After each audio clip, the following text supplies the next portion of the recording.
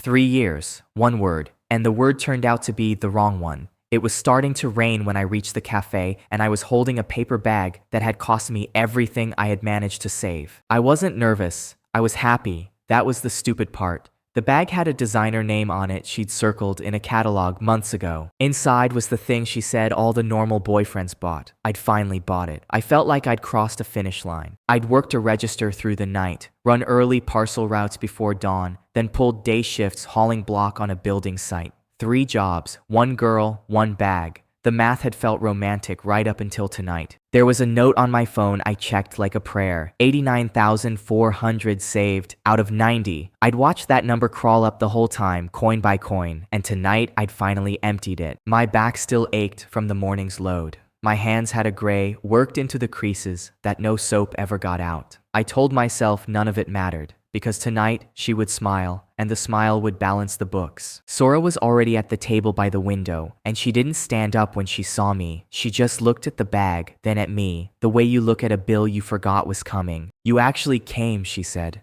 I sat down across from her and set the bag on the table between us, careful, like it might break. "Of course I came," I said. "I told you I would." She didn't touch it. She put one finger on the corner of the bag and pushed it a few inches back across the wet table, toward me, as if returning it before the conversation had even started. "We should talk like adults," she said. I knew that sentence. People only say, "Let's be adults," right before they do something a child would be ashamed of. "Talk like adults about what?" I asked. She finally looked at me, and her face was already rehearsed, already calm. "Kento, you know we hit a dead end," she said. "We both know it. A dead end." I let the words sit. Somewhere under the table, my hand found the old work badge in my coat pocket, the laminated one, edges worn soft from 3 years of clocking in. I held it without looking at it. "I saved 3 years for a dead end," I said. My voice came out steadier than I felt. She sighed, the slow, practiced sigh of someone explaining weather to a slow child. "Don't make this ugly," she said. "I'm being honest with you. That's more than most people would do. Honesty." She kept reaching for these nice, clean words and wrapping the knife in them. 2 days ago, she'd asked, sweet as anything, whether I'd finished saving yet. I'd said, almost. I'd thought it was love asking. It turns out it was a clock, checking how much time it had left to run on me. Here's the thing, nobody tells you about getting your heart broken across a sticky cafe table. Some quiet part of your brain keeps working. Mine was listening to how smoothly she lied, filing it away. "I'm not trying to make it ugly," I said. "I just want to understand. 2 days ago, you asked me if I'd finished saving." I said almost. "You waited for me to finish saving, Sora. You waited for the bag." For 1/2 second, something crossed her face. Not guilt, exactly. More like the irritation of a plan running a little long. Then her phone lit up on the table, and she turned it face down before I could see the name. "It's not about the bag," she said quickly. It was never about the bag, which was a fascinating thing to say, since the bag was the only reason I'd been allowed to keep showing up these last few months. Outside, through the glass, a car pulled up to the curb. Long, black, expensive in that quiet way that doesn't need a logo. The kind of car that makes a street feel cheap around it. Its horn tapped once, polite, restless. Sora's eyes went straight to it. Not a glance. A homecoming. Her whole body shifted toward that window like a plant finding the sun. And I understood the dead end was sitting in the back seat with the engine running. "That's my ride," she said, gathering her bag, her coat, herself. "Not our ride, not a taxi. My ride." 3 small words, and I finally heard the whole sentence she'd been afraid to say. I should have felt rage. I kept waiting for it to show up. Instead, there was this cold clarity, like the second after a glass breaks, when the noise stops and you can finally see every piece laid out on the floor. "You could have just told me," I said. "I wasn't begging. I want that on the record. I was almost curious. You didn't have to wait until I'd spent everything." She stood. She looked down at me, and for the first time all night, she said something honest by accident. "If I'd told you sooner, you'd have stopped trying so hard," she said, "and I liked watching you try." The horn tapped again. She left the bag on the table. She left me at the table. She walked toward the door and the rain, and I sat there, and did the only thing I had left to do, which was watch and remember. 3 years of overtime, and she returned the gift like a sweater that didn't fit. It occurred to me, with the strange calm of a man already at the bottom, that she could at least have kept the receipt. I picked the bag up off the table. I don't know why. Maybe because leaving it there felt like agreeing with her, so I stood and I followed her out into the rain, holding the most expensive mistake of my life by its little rope handles. The cafe door swung shut behind me, and the night was loud with water, and her ride was waiting under the awning of a building far too bright for a man like me to belong to. The car hadn't taken her yet. She'd stopped under the glass canopy of the place next door, the kind of restaurant with a doorman and a guest list and prices they don't print. And he was already there, waiting for her. I knew who he was before he opened his mouth, because men like him always announce themselves first with the watch, then the coat, then the smile. Atsushi, the horn in the car, the reason for the dead end. He put a hand on Sora's shoulder, easy, ownership without effort, and looked past her at me standing in the rain with my soaked paper bag. His eyes did a slow tour of my cheap shoes and stopped, amused. "This is him?" Atsushi said, and laughed. Not even unkindly, which was worse. "You? Seriously? That's cute." He said it the way you'd say it to a dog wearing a little raincoat. "I just came to talk to Sora," I said. The doorman had drifted closer. Two of them now, in matching coats, the way trouble arrives politely at nice places. 2 minutes. Then I'm gone. "There's nothing to talk about," Sora said, and she finally found her nerve now that he was standing behind her. "Just take it and go, Kento. Please. Don't make a scene in front of people." I held the bag out to her, one last time, not as a gift now, just to be rid of it. "Then take your dead end with you," I said. She didn't reach for it, she knocked it. She slapped it out of my hands into the wet like it was contaminated. The box hit the pavement and slid into a shallow puddle, and the beautiful packaging started to drink the rain and come apart. She looked at it lying there in the wet, and something in her face decided it wasn't hers to pick up. All that time I'd carried her groceries, her moods, her worst days. I'd thought I was building something. Standing in the rain, I finally understood I'd just been keeping a seat warm until a better offer pulled up to the curb. He called security on a man holding a gift bag. The thought passed through my head as I watched the doorman square up. Somewhere out there, a real threat is feeling deeply underappreciated tonight. "Sir, I'm going to need you to step away from the entrance," the doorman said, already taking my arm. Atsushi smiled wider and lifted his chin toward me, a little flick, like he was shooing a fly off his dessert. "You heard the man," Atsushi said. "Off you go. And hey," he glanced at the ruined box in the puddle, then at me. "Better luck next life, yeah?" A couple stepping out under umbrellas slowed to watch, then decided not to. I didn't fight. There was nothing to fight for. I let them walk me off the bright stretch of pavement and back into the dark and the rain, my arm held like I was something being removed rather than someone leaving. But I noticed the faces. That's the only thing I had left, so I used it. The couple under the umbrellas weren't looking at me with contempt.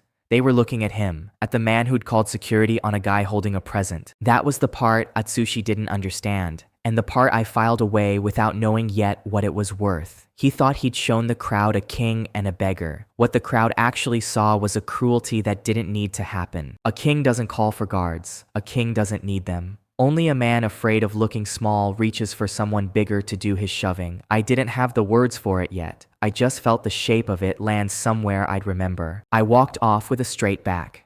Not for pride, I just couldn't think of anything else to do with my body. Behind me, the box lay in its puddle, and Sora stepped over it on her way inside, careful of her shoes. She didn't watch me go. She'd already turned toward the warm doorway, toward the music, and the man who'd never carried a single bag in his life. The last thing I saw of her was the back of her coat, disappearing into the light. The doors closed on warm light and music and the smell of food I'd never afford. The rain closed over me, and somewhere down the street, near a bus stop I was drifting toward without deciding to, a car's brake lights bloomed red in the dark. I didn't look back at the restaurant. There was nothing in it for me anymore. I looked at my hands, empty now, rain running off the knuckles, and I tried to feel something dramatic. I just felt tired all the way down. Somewhere in this city, people were sleeping in beds they owned, next to people who had chosen them and meant it. I wasn't angry at them. I just couldn't picture ever being one of them. That kind of life had a guest list too. I didn't know yet that the bottom is the one place nobody can throw you out of. There's a strange freedom in it. When you've already lost everything, the next person who tries to take something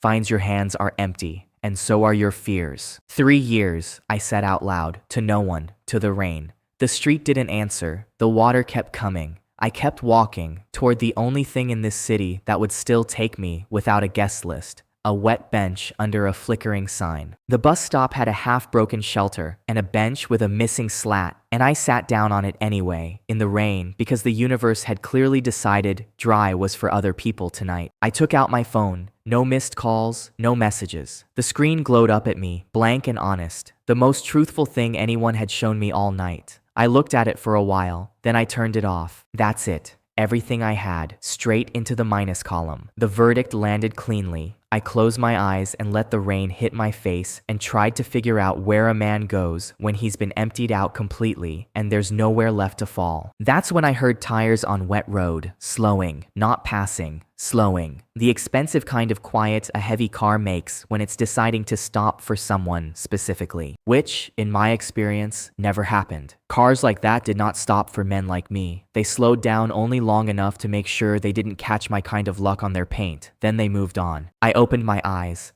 A long car had pulled up at the curb in front of the bench, dark and gleaming, rain sliding off it in sheets. Not his car. A different machine entirely, the sort that made his look like it was trying too hard. The rear window came down a few inches, then more. Warm light inside. A figure I couldn't quite see, and then a woman's voice, low and certain, said a word I did not expect to hear from a stranger in a car worth more than my whole life. Kento, she said, just my name, but not the way people say a name they're guessing at. The way you say a name you've been carrying around for a long time, waiting for a face to attach it back to. I sat very still on my broken bench in the rain.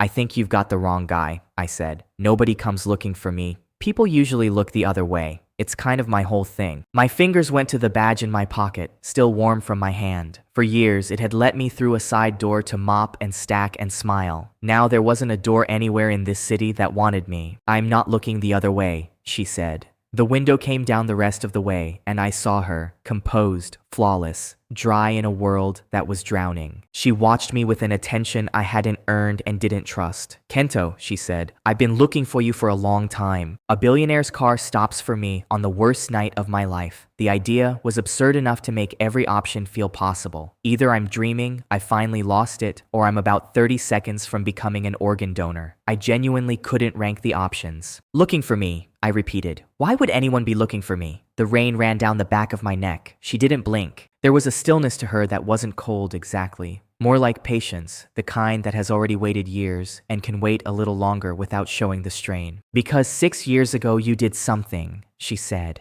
And then you disappeared before anyone could thank you. I don't like leaving debts open. She said debt like it was a real number on a real page she intended to settle. I had no idea what she was talking about. I had no idea who she was. And yet she'd said my name like it mattered, on a night when I'd just learned exactly how little I was worth to the one person I'd given everything to. A secretary leaned in from the front seat, murmured something, and a phone glowed in her hand. The woman in the back never took her eyes off me. She was reading something on my soaked, beaten, ordinary face, and finding it more interesting than it had any right to be. Nobody had looked at me like that in years. Maybe nobody ever had. You're getting wet, she said. An absurd thing to point out to a man who'd been wet for an hour. Then she pushed the door open, and the warm light spilled out across the dark pavement. And she said the line that ended the worst night of my life and started everything that came after. Get in, she said. I have an offer. The inside of the car was warm and quiet in a way that money buys and the rest of us only visit. I sat dripping on leather worth more than my last apartment, and I tried not to leave a mark on anything. You can relax, she said, watching me hold myself stiff at the edge of the seat. It's a car. It survives weather. She didn't smile, but something in the set of her mouth suggested she found my caution mildly entertaining. I don't even know your name, I said.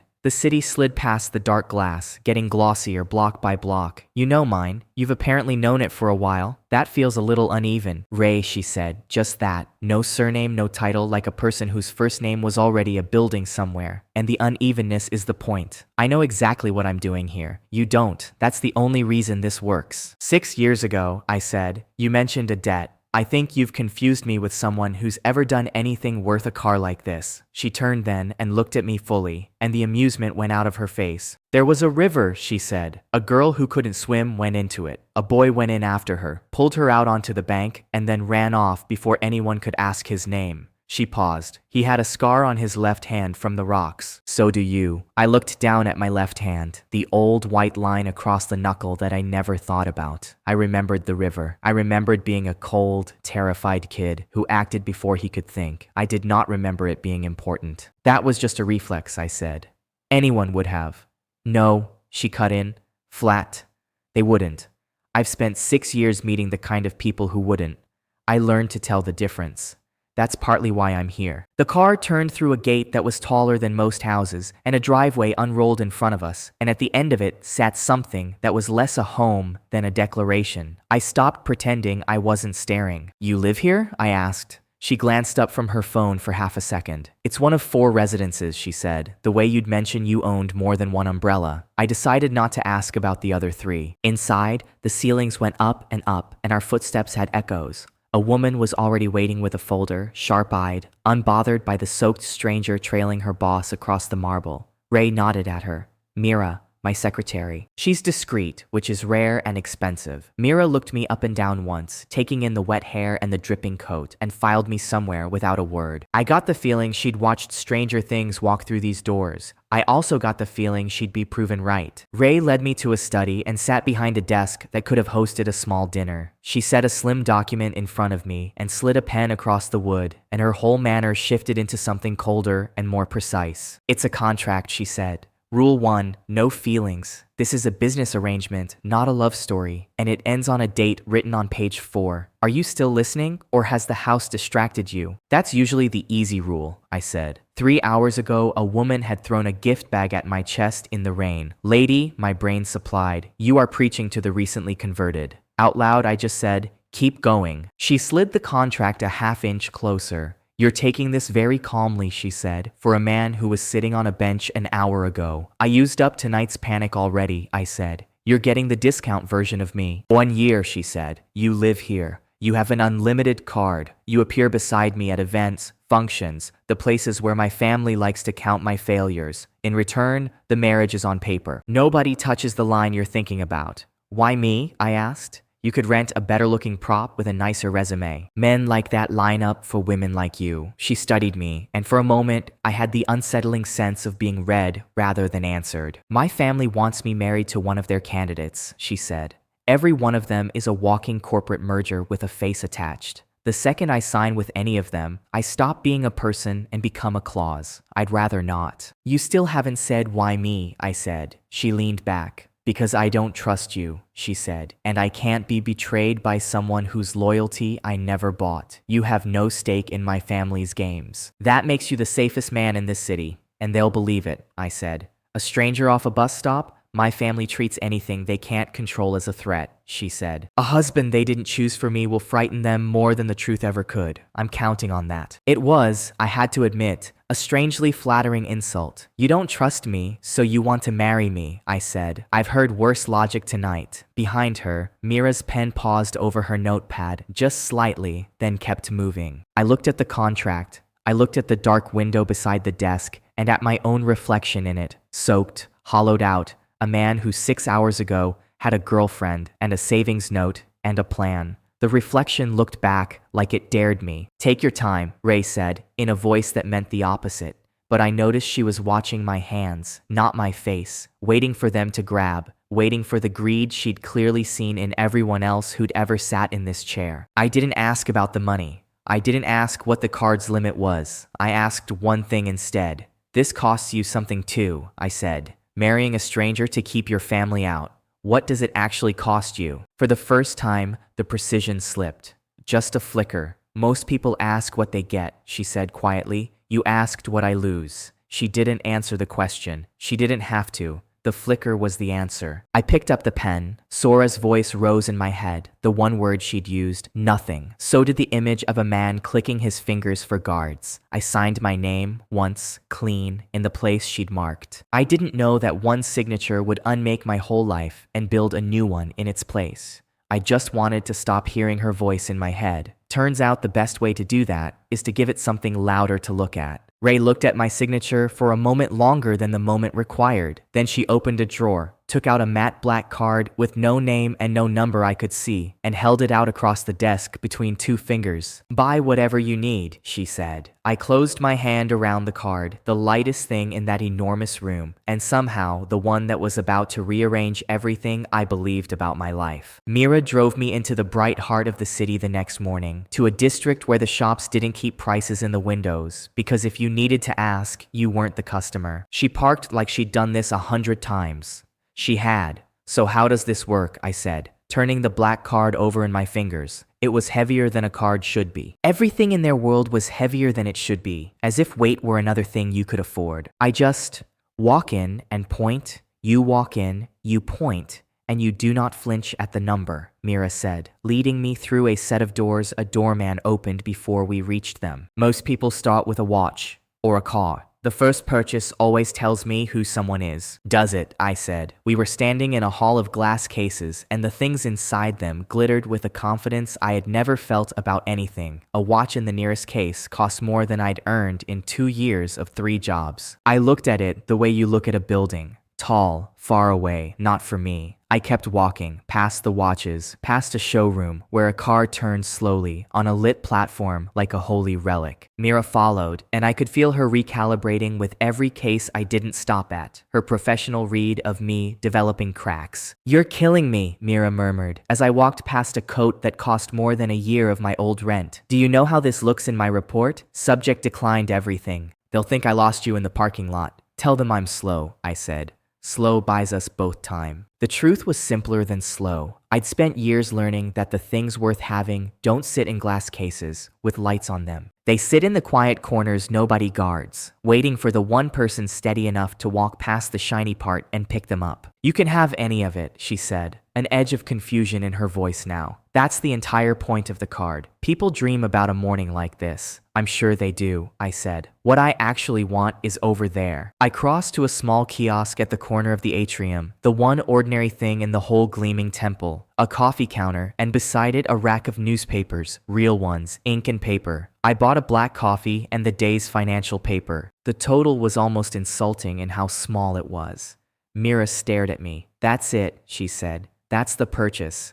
"I have a watch," I said, tapping the cheap thing on my wrist that still kept perfect time. "What I don't have is time. Coffee Fix is one of those. The watch can wait." I sat at a little metal table with my coffee and opened the financial section, and the noise of the luxury hall faded out. For the first time in months, I felt something close to steady. Numbers don't lie to you. Numbers don't wait for you to finish saving and then leave. I ran my eyes down the columns, and somewhere on the 3rd page, a small line about a holding company's restructuring caught and held me. And without quite deciding to, I took a pen and underlined it. An old habit. The world leaves marks. You just have to be the kind of tired that notices them.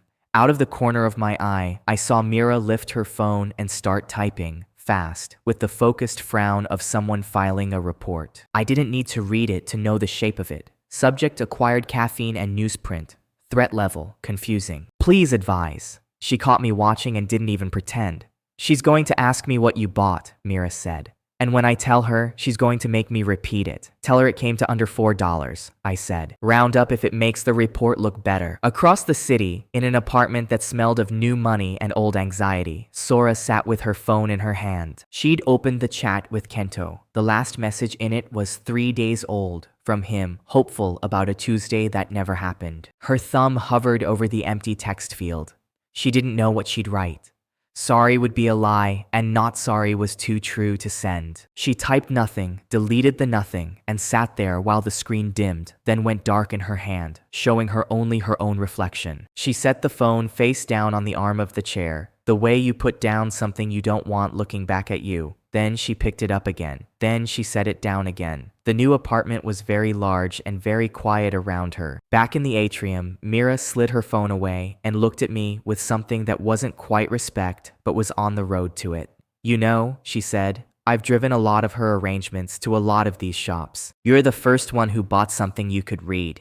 "Reading's cheaper than regret," I said, folding the paper under my arm and standing. And it lasts longer. Mira tilted her head, studying me, the deadpan cracking just enough to let a real question through. What did you do, she said, before all this? There's a kind of seeing you only get from the bottom, I said. Up here, money is wallpaper. People stop noticing it. Down where I was, every coin had a name and a job. You learn to watch it move. You learn who's lying about it before they finish their sentence. Mira didn't write that one down. She just looked at me. Longer than before. I counted things, I said. Coins, shifts, hours, the days until the next paycheck. Turns out, if you count long enough, you start to see the patterns underneath. I dropped my empty cup in the bin. Anyway, where to next? I'm told I'm supposed to look expensive by dinner. Mira took a photo of the little receipt before I could throw it away. Coffee and a newspaper, the whole damning total, and sent it on. Somewhere in a glass tower, I'd learn much later, Ray looked at that photo of a $4 receipt for a good deal longer than $4 deserved. The next morning, a team of 6 arrived at the house before I'd finished my coffee. A tailor, 2 stylists, a man whose entire job was apparently shoes. They stood in a row and looked at me like a problem they'd been well paid to solve. "We're your team,"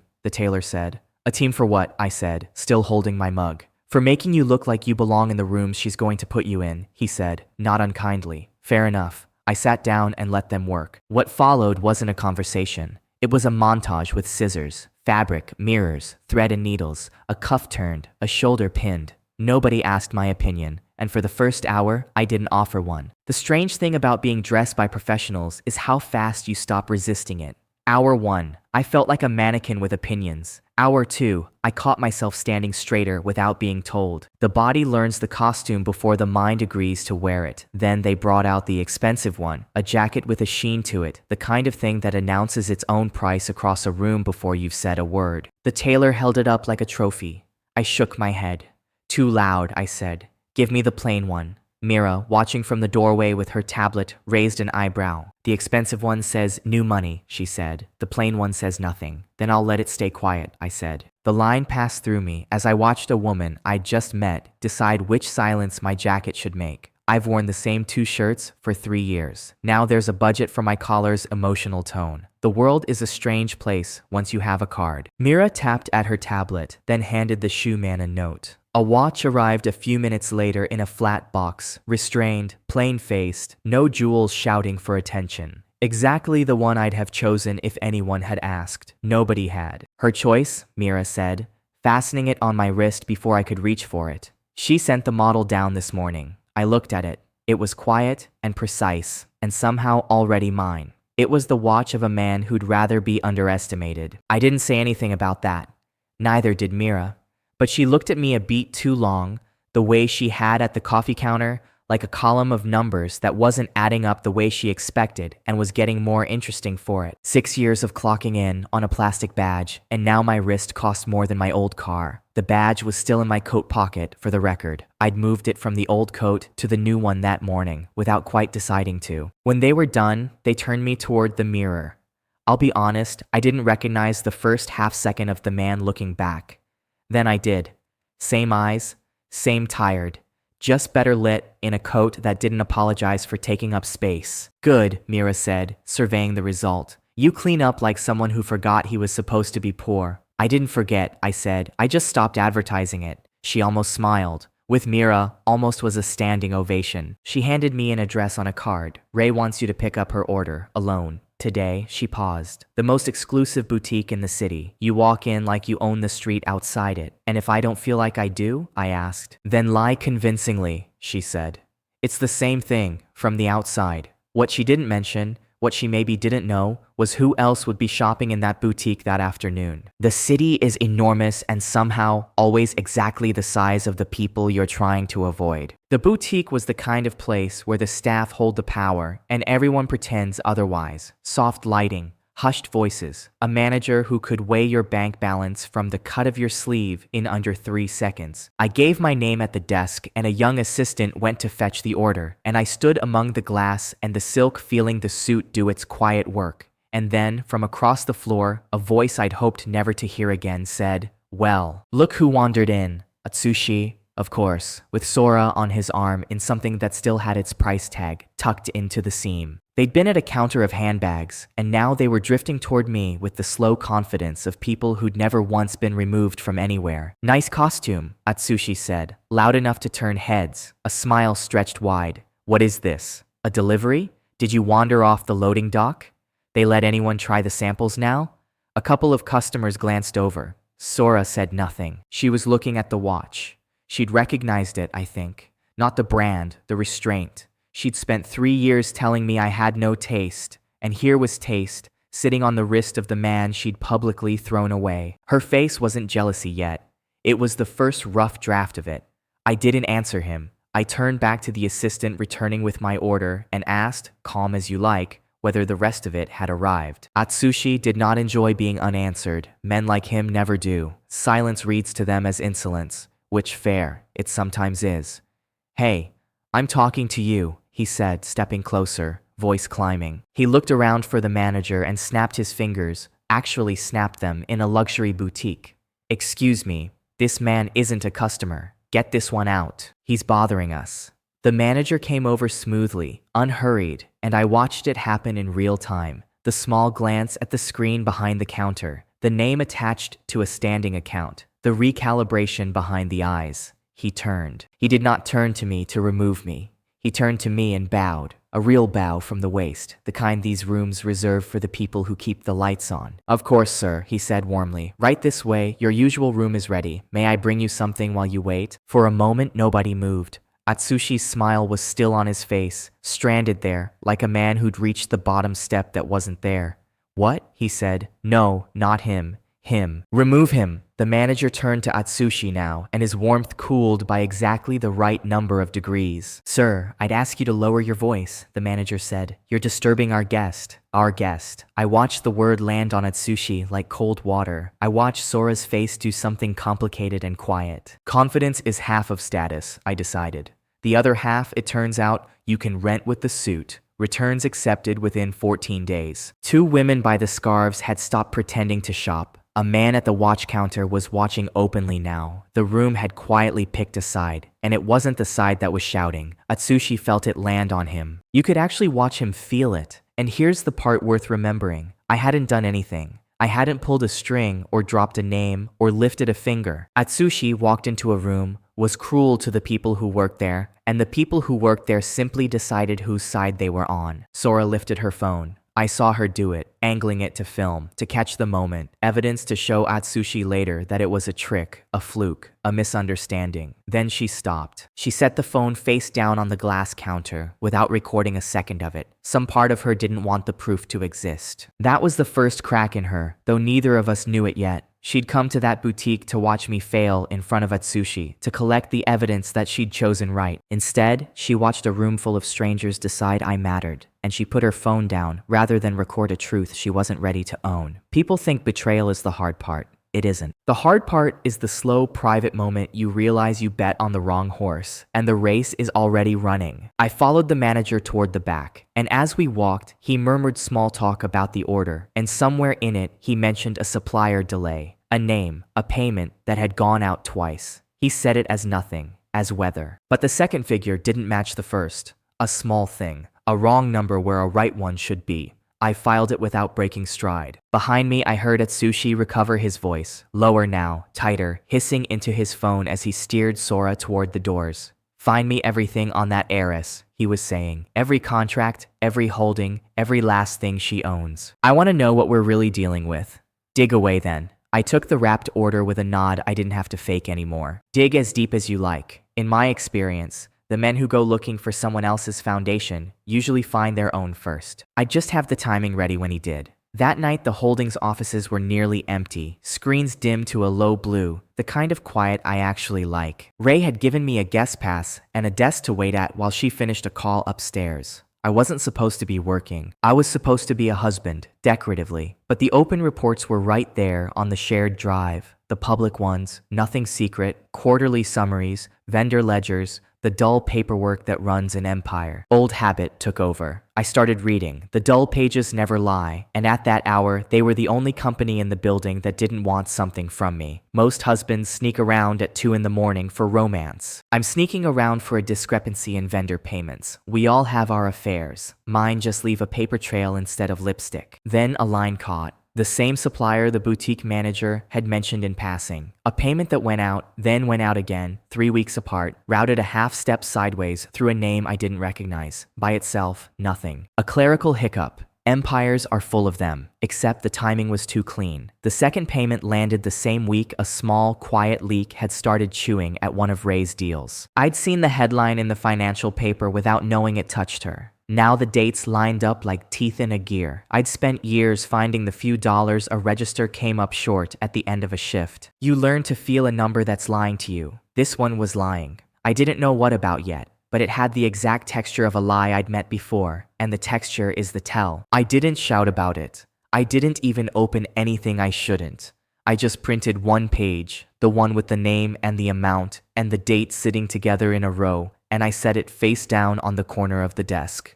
Quietly, for later. Weight is everything with a thing like this, and I didn't have any yet. It's 2 in the morning, Mira said from the doorway, coat on, clearly heading home and not expecting company. What are you doing? Reading, I said, not turning the page over. Old habit, she frowned. Nobody reads quarterly vendor ledgers for fun, she said.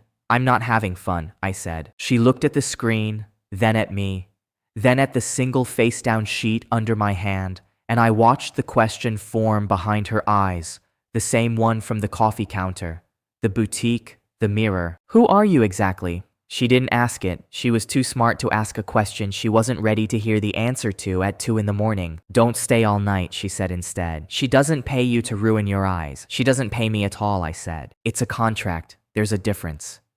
Mira's mouth twitched, and she left.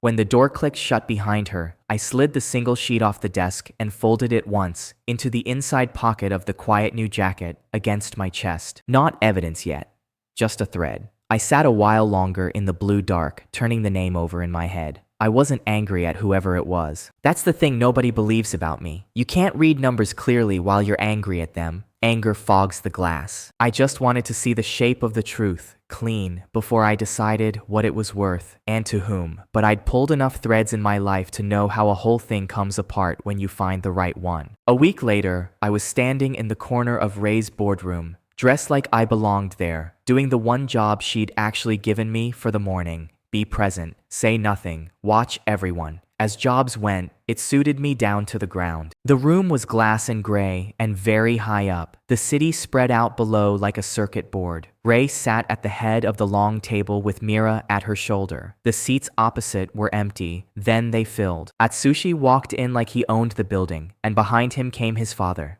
I'd never seen the father before. He was an older, heavier version of the son, the swagger sanded down by years into something warier. He shook Ray's hand and called her by her first name like an uncle. Atsushi didn't shake anyone's hand. He sat, leaned back, and looked around the room as if pricing it. There were 2 advisors with the father, gray men with thin folders, the kind who exist to nod at the right moments and carry the blame later. They sat a careful half step behind him. Nobody introduced them. In rooms like this, the people who matter never need a name tag. Ray, good of you to make time, the father said, settling in. I think we both know why we're here. Our 2 houses do better as friends than strangers. This deal closes, and a lot of nervous people sleep better tonight. He smiled. It was a smile that had closed a lot of rooms. I've read the proposal, Ray said. She had a single folder in front of her, closed. Before we begin, I'd like to understand the obligations your group is carrying into it. The full picture. Not the version in the deck. The father's smile held, but his eyes did a small, quick thing. Atsushi jumped in before his father could answer, which I was beginning to learn was his entire personality. The obligations are standard, he said, waving a hand. Everybody carries paper. The point is the upside. You partner with us, your numbers go up. Our numbers go up. This is a formality, frankly. Here are the terms, Atsushi went on, sliding a sheet across the glass before his father could stop him. Joint venture, our name first, your capital, your distribution. We bring the idea, you bring the muscle. Split weighted our way, because frankly, the idea is the part that matters. He sat back, pleased with himself. I'd move fast. Offers like this don't sit on the table. A formality, Ray repeated, flat, not touching the sheet.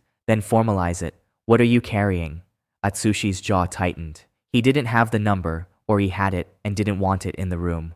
I knew that look. I'd worn the cheaper version of it standing in front of a register that came up short. Ray let his smile sit there, unanswered, until it started to look like effort. She had a way of receiving charm that made the charming person feel like they were performing to an empty theater. I'd been on the wrong end of something like it in the car. I almost felt for him, almost. I watched the father's hand find his son's forearm under the edge of the table. A small squeeze. Quiet down. Atsushi shook it off. Look, he said, leaning forward, going for charm and landing on pressure. Let's not turn this into an audit. We sign on our terms today, or we walk. That's the offer. One of the gray advisors leaned to the father and murmured something behind his folder. The father's hand twitched on the table. Ray watched all of it. The murmur, the twitch, the son who wouldn't be still, and filed it. The same way I file things. Except she did it from the head of the table instead of the corner. The room went still. Mira's pen stopped. Even the city seemed to hold its breath out the window. I stayed exactly where I was, a quiet man in a quiet suit, watching a young man hand a loaded thing to someone far better at holding it than he was. Ray looked at Atsushi for a long moment. Then she said simply, "Then walk." 2 words. She didn't raise her voice. She didn't lean in. "The risk is yours, not mine," she said. "And the obligations you don't want to name are exactly the reason I won't sign. I don't insure other people's fires. Our fires," the father said quickly, trying to fold himself into her sentence, "are well managed. Whatever you think you've heard, I haven't heard anything," Ray said. "That's what worries me. A group your size, this exposed, and the market's gone quiet about it. Quiet costs money to buy. I keep wondering who's paying for it, and why." "You can't be serious," Atsushi said, the charm gone now, the voice climbing. "Do you have any idea what walking away from this costs you?" "The opportunity alone, Atsushi," the father said. "Just the name, low and hard. Sit down." But Atsushi was already standing, and he didn't sit. "No, she needs to hear this," Atsushi said. "She thinks because she's got 4 buildings and a dead father's name she can lecture me about risk. We came here to do you a favor, Atsushi." Louder now. The father's face had changed. It had gone a careful, controlled gray, the color of a man doing math he'd been avoiding. I watched the father do that math and arrive somewhere he didn't like. Because the thing about a number you've been hiding is that the hiding is the expensive part. Eventually, someone with a quiet voice and a closed folder asks you to say it out loud, and the whole structure you built to avoid saying it becomes the proof that it was true all along. Ray reached out and with one hand closed the folder in front of her. That was all. She closed it and slid it 2 inches to the side, off the table's center, out of play. The sound it made was very small. In that room, it was the loudest thing I'd ever heard. Atsushi laughed once, an ugly, disbelieving sound. "You're bluffing," he said. "You need this deal as much as we do." Ray didn't even look at him. "Mira," she said, "show them our exposure to their group." Mira slid a single page across the glass. The father read it without picking it up. Whatever was on it, he didn't call her bluff again. "This meeting's over," she said. "Mira will see you out." She stood. The father stood with her, faster than was dignified, one hand half raised. "Ray, wait. Let's not be hasty." The boy speaks out of turn. "Give me a day. I can restructure. I can show you I've seen enough of the structure," Ray said. "That's the problem. And here's where I'll be honest about my own part, which is that I had none. I stood in the corner, and I didn't move, and I didn't speak." But the reason she'd known to ask about the obligations, the reason she'd had a number in her head before they walked in, was a single folded sheet that had spent the week against my chest. She'd never said so. She didn't have to. She'd simply walked in already knowing where the floor was thin. Atsushi calls it a series of bold investments, I noted, watching him go pale by the window. I'd keep the word series. The other 2 words are doing a lot of unpaid overtime. The father didn't follow Mira to the door right away. He stood there a second longer, and then he turned, slowly, and looked at his son, not with anger yet, with something underneath the anger, something closer to fear. And he said the 4 words that I knew were going to follow Atsushi all the way down. "What did you do?" That evening, across the city, Sora sat in a restaurant that cost too much and felt like too little, waiting for Atsushi to stop being on his phone. He'd been like this since the meeting he wouldn't talk about. Tight, snapping at waiters, checking his screen as if it owed him money. She wasn't supposed to be bored. This was the life she'd chosen, the one with the car and the name and the rooms that smelled of money. She kept telling herself she'd chosen well. She'd been telling herself that a lot lately. The telling was getting louder, which she tried not to notice. A waiter came and described the specials in loving detail. Atsushi didn't look up from his phone. "Just bring whatever's most expensive," he said, which Sora had once found impressive, and now, for reasons she couldn't name, found exhausting. She ordered for herself. The waiter looked at her with something close to sympathy. To fill the silence, she did what bored people do. She picked up her phone and typed in a name, Ray. The name the boutique manager had bowed over. The name Atsushi had been hissing into his phone for a week. She added the word she'd half heard, the holding, the company. She hit search. The results loaded, and the first photograph stopped her thumb mid-scroll. A business conference. Front row. A woman who looked carved out of winter, perfectly still, in a sea of important men. The caption underneath read like something from a different planet. Heiress, holding group, net worth, over 4 billion. And next to that number, 2 photographs down, was a second image. The same woman, at some gala, and beside her, in a dark suit that fit like it had grown on him, calm and unbothered and entirely at home, was Kento, her Kento. The dead end. The man she'd thrown a bag at and walked away from. "It's a paper marriage," Atsushi said. He'd finally looked up, seen her screen, and put his phone down to deal with hers. "I had people look into it. It's a stunt. She married a nobody to keep her family off her back. He's a prop, a rented face. It means nothing." He said it fast, the way you say a thing you need to be true. 4 billion, Sora said slowly, still looking at the screen, "is a lot of paper. Drop it," Atsushi said. The word came out harder than he meant, and a couple at the next table glanced over. He smoothed his voice. "Drop it." He got lucky for 5 minutes. People like him always land back where they started. Watch. But she'd heard him say, watch about a lot of things lately. Watch, the contract will save us. Watch, my father will calm down. Watch, that nobody will be back on the street by winter. The word had started to sound less like a prediction and more like a man trying to talk a falling thing into not hitting the ground. Sora set the phone face down on the white tablecloth. She told herself it was because Atsushi didn't like her on it at dinner. That was the reason. She turned it over and put it down and looked at the window instead, at the lit-up city, at the table reflected back in the dark glass. Under the table, almost without deciding to, she opened the phone again in her lap, below the cloth, out of his sight. She started to type a search, how to annul a marriage of convenience, and the autocorrect, helpful as ever, offered her something else entirely. How to annul my choice. She deleted it fast, like it had burned her. It was just autocorrect, a glitch. Machines don't know anything. She told herself that twice, which is exactly one more time than you tell yourself something you actually believe. She put the phone away for good after that. She didn't take it out again all evening, even when it buzzed. Across the table, Atsushi was back on his own screen, jaw working, and the gap between them on the white cloth seemed to widen by the minute, though neither of them moved an inch. She looked at the window again. In the dark glass, the restaurant glowed warm and full. Couples leaning toward each other, candles, wine. And in the middle of all of it, reflected back at her, was one woman alone at a table, looking at a man who wasn't looking at her. It took her a moment to recognize that the woman was herself. She thought about the bag, the one she'd knocked into the puddle and stepped over without breaking stride. She told herself it was a cheap gesture from a cheap man. Now she did the sum she'd been avoiding, 3 years of his life, folded into a box she hadn't even bent down to pick up. The arithmetic of it sat in her chest like a swallowed stone. She remembered something else too, something she'd buried fast. The night she left him, he hadn't shouted, he hadn't begged. He just looked at her with a strange, quiet attention, like he was filing the moment away for later. At the time, she'd thought it was weakness. Now, with 4 billion glowing on her screen, she wondered what exactly he'd been filing and whether her name was somewhere in it. She didn't cry. She wasn't the crying kind, not yet. She just sat with the picture of Kento still burning behind her eyes. Not the soaked man on the bench, but the one in the dark suit who looked like he'd been built for rooms she'd only ever stood at the edge of. And for the first time, very quietly, she let herself wonder if she'd read the whole thing exactly backwards. Across the table, Atsushi said her name twice before she heard it. She put the smile back on, the practiced one, and it sat on her face like a coat that no longer fit. Some part of her had already left the restaurant, and it wasn't coming back to this table. 3 days after the boardroom, the family called an emergency meeting of their own, and I ended up at it the way I end up everywhere now, quietly, in a corner, a husband on display. Ray had been invited as a courtesy. She sent me in her place to listen. I am very good at listening. Her instruction had been one sentence.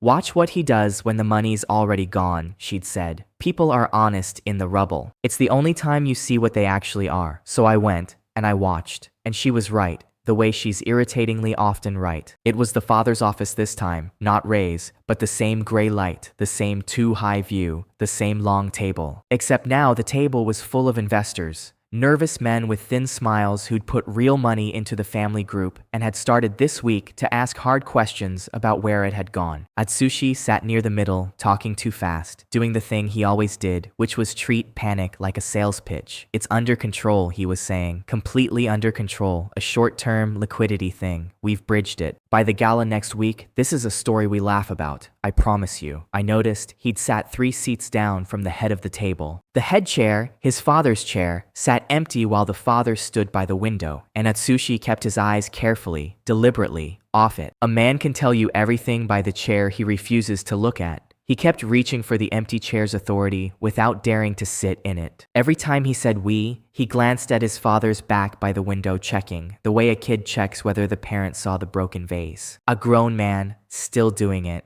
Some people never get to stop. Bridged it how? One of the investors asked. He was older, calm, the dangerous kind. Last we spoke, the shortfall wasn't the sort of thing you bridge over a weekend. Atsushi's smile flickered. I handled it, he said. I took a short loan to cover the gap. It's handled, father. I took a short. You did what? The father turned from the window. His voice cracked across the room like something structural giving way. You took a loan. Against what? Tell me you didn't put the last clean thing we own against a weekend loan to save face in front of. He didn't finish. He crossed the room instead, and he slapped his son, open hand, full weight, across the face, in front of every investor at that table. The sound of it was enormous in the silence, a flat, awful crack that seemed to keep ringing after it should have stopped. Nobody breathed. A glass of water sat trembling from the impact on the table. I came here to watch a man lose a contract, I noted from my corner. The family theater is a bonus. No intermission, by the look of it. Atsushi didn't lift a hand to his cheek. He just sat there, the red mark blooming, his eyes fixed on the middle distance. Everyone's watching, he said very quietly, which told you exactly what still mattered to him even now. Not the loan, not the company, the room. Who was watching him be small? Let them watch, the father said, and his voice had gone from thunder to something worse, something flat and final. You did this. Not her. Not him. He didn't look at me when he said him, but I felt it anyway. The investments were yours. The lies about them were yours.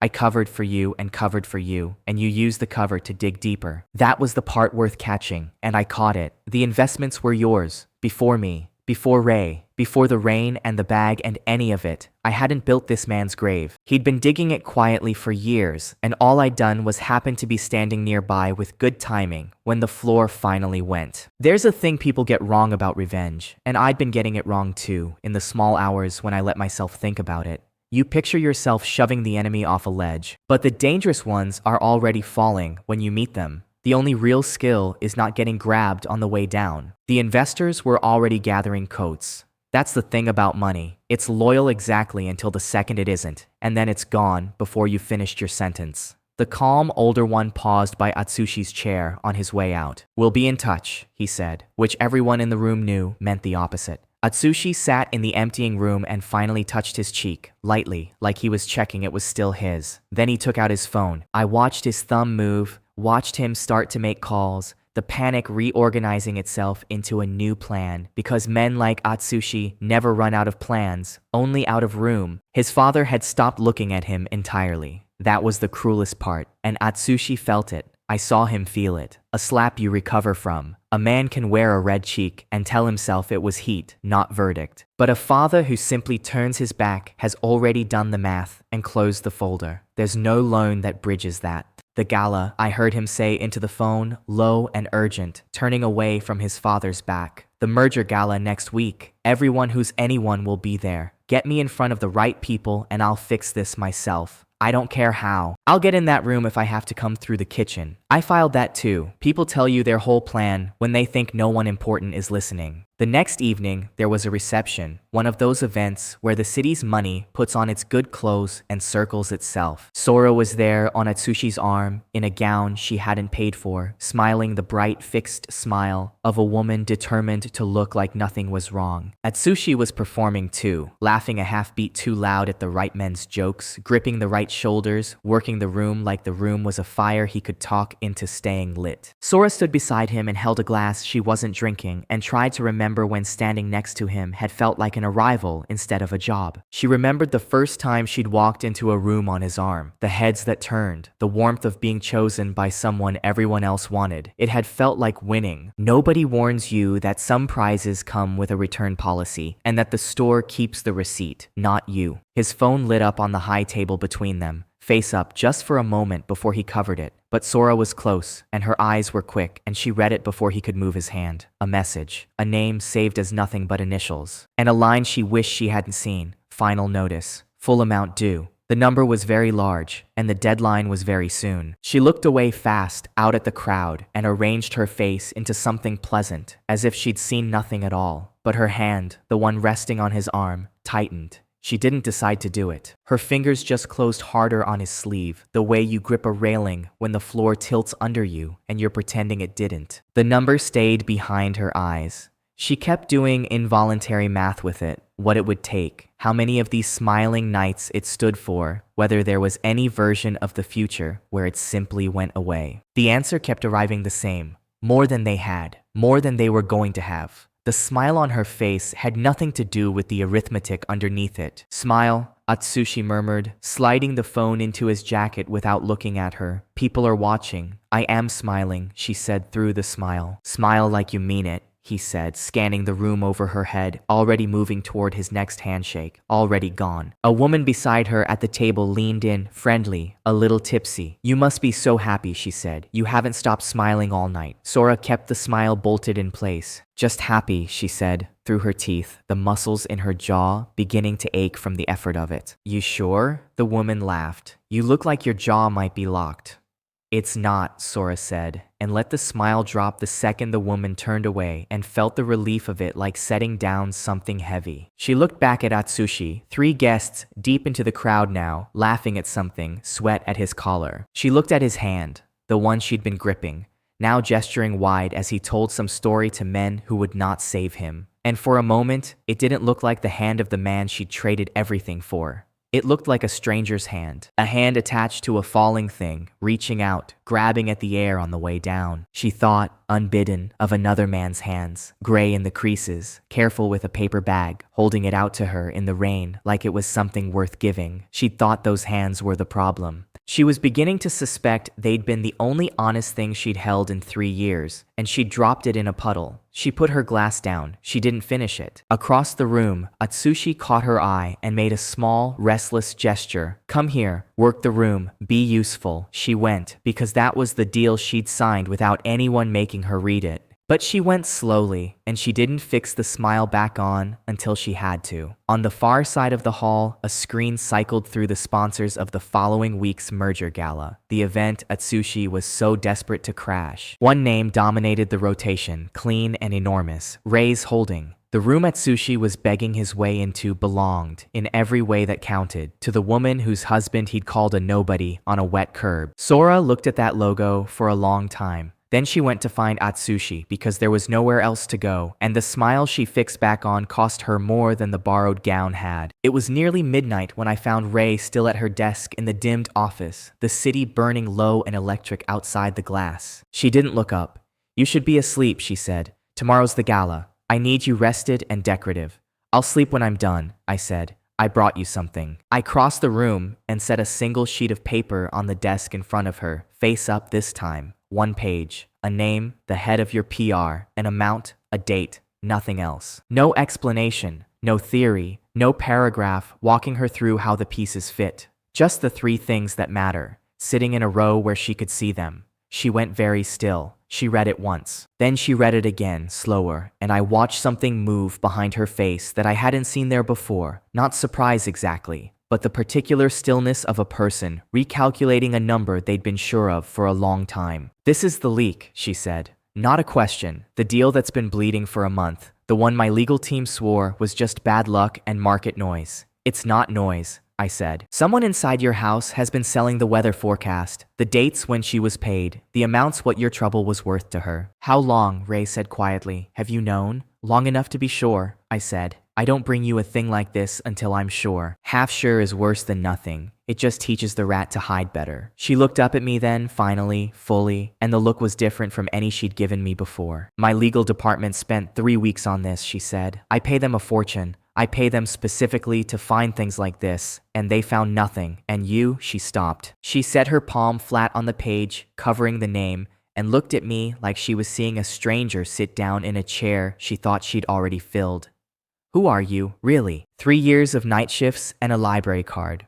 The library part she will absolutely not believe. "I'm a man who worked 3 jobs and learned to count," I said. "That's all this is. People think money hides in clever places. It doesn't. It hides in the boring ones. The line nobody reads, the payment that's a little too round, the date that sits a little too close to bad news. I just read the boring parts. I've had a lot of practice with boring." "Nobody reads the boring parts," she said. "I do," I said. "It's the only place anyone ever tells the truth by accident." She kept her hand on the page. She didn't move it. The silence stretched. And it wasn't an empty silence. It was the kind with weight in it. The kind where 2 people are deciding whether the floor between them just changed shape. She stood and came around the desk, slowly, and stopped in front of me, closer than the contract strictly allowed. "My whole life," she said, "people have wanted things from me. The money, the name, the access. I learned to find the want in a person inside the first minute. It's how I've stayed alive in rooms like that one." She paused. "I've been hunting for yours for weeks. I can't find it.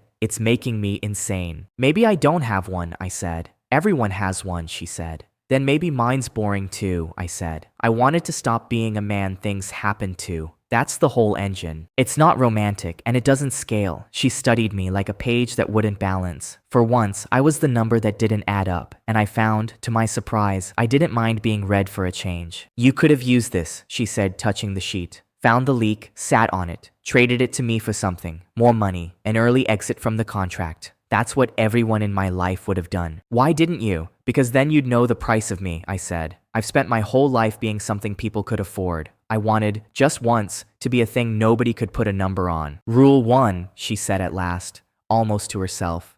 "No feelings." "I remember the rule," I said. "I'm not breaking it. I found you a rat. That's a business service. Bill me." Something at the corner of her mouth moved. Not a smile, she didn't do those. But the place a smile would have started if she'd let it.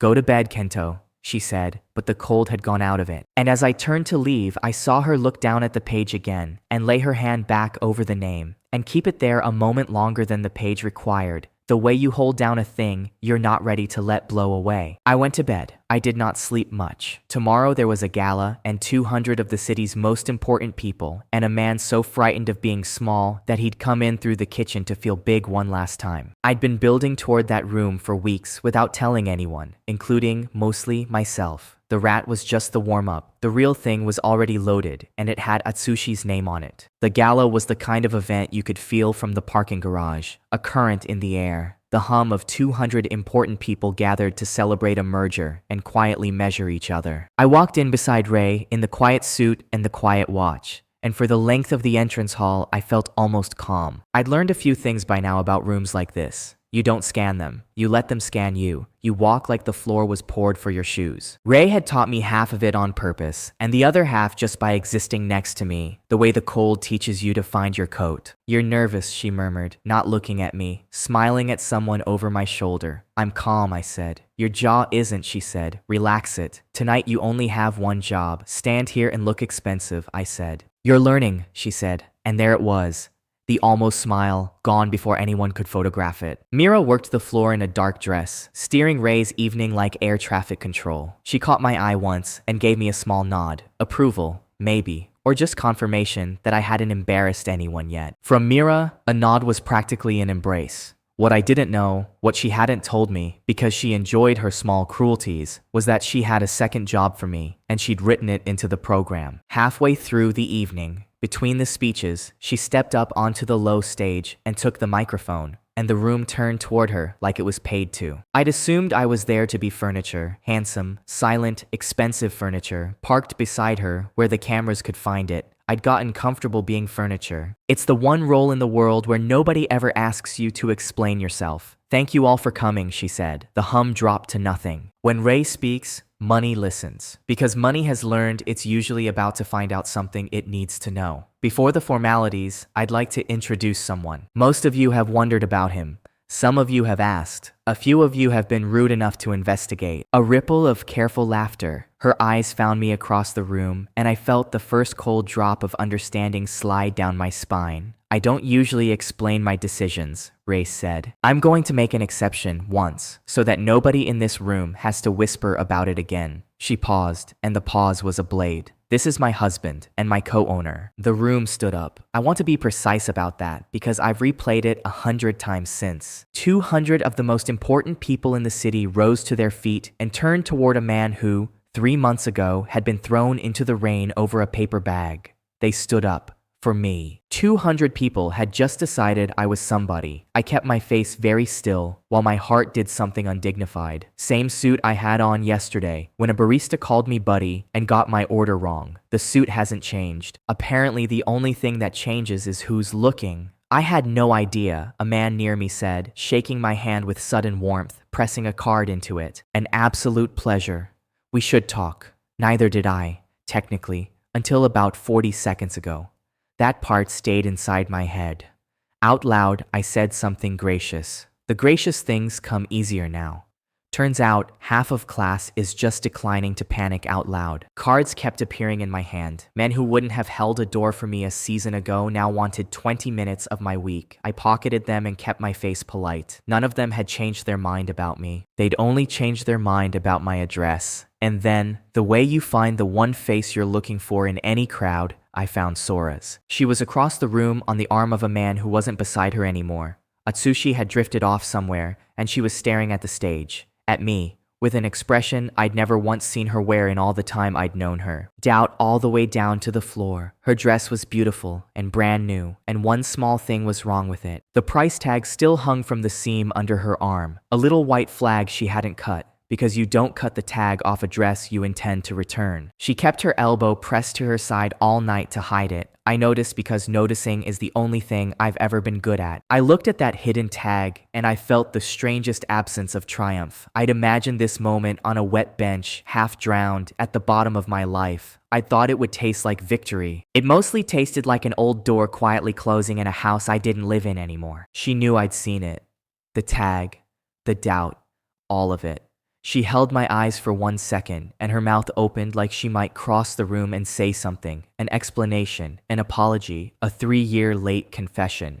Then the moment broke. She turned fast toward the edge of the hall, toward the service doors at the back, the way you leave a room when the room has stopped being yours. And as she turned, a figure slipped past her through those same service doors, going the wrong way, in from the back where the staff and the deliveries came and went. Dark suit. Wrong entrance. I only caught him for half a second before the crowd closed up, but I knew the walk. Atsushi had arrived. He just hadn't come through the front. I stepped out of the heat and noise onto a quiet half landing off the main hall, a balcony of sorts that looked out over the lit-up city, and I let myself breathe for the first time all night. A man can only be applauded by strangers for so long before he needs a window and no audience. Ray found me there a few minutes later. She came and stood beside me at the rail, not too close, the contract's distance, and for a while neither of us said anything. Below us, the city went on with its enormous, indifferent business, 1 million lit windows, and not one of them ours. It's a strange thing, standing above a city that spent your whole life looking straight through you. From up here you can't hear it laugh, or honk, or call you buddy. From up here, it's just lights. I'd lived for years down inside those lights, invisible. Now I was above them, beside a woman who'd reached down and pulled me up, still half expecting the rope to give. You didn't warn me, I said finally, about the co-owner part. No, she agreed. Would you have done it well if I had? You're better when you don't have time to be afraid. She had a point, which was annoying. It's true, by the way, she added. The paperwork went through this week. It's not a line. It's a fact now. Why? I said.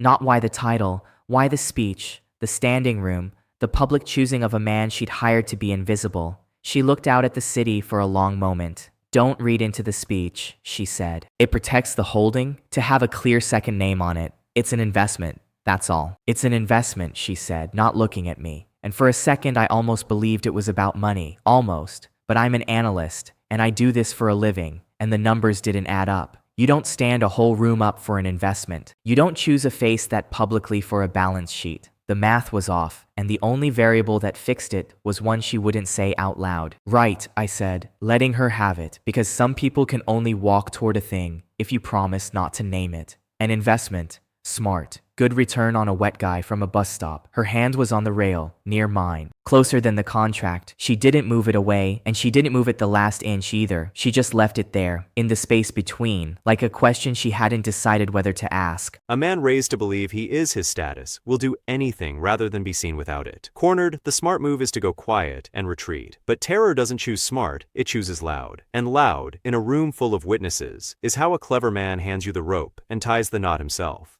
Don't be late tomorrow, she said, quieter now, and it had nothing to do with tomorrow. It was the only way she had of saying the thing the contract forbade, a small, sideways tenderness, smuggled out under a logistics note.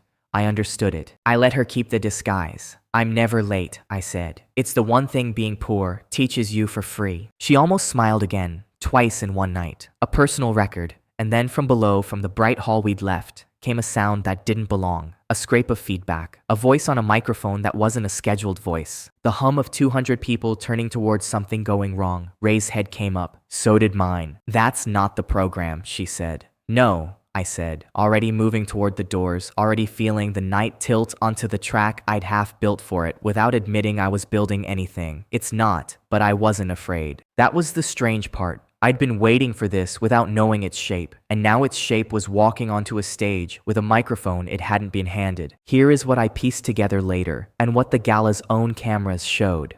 Atsushi hadn't been invited.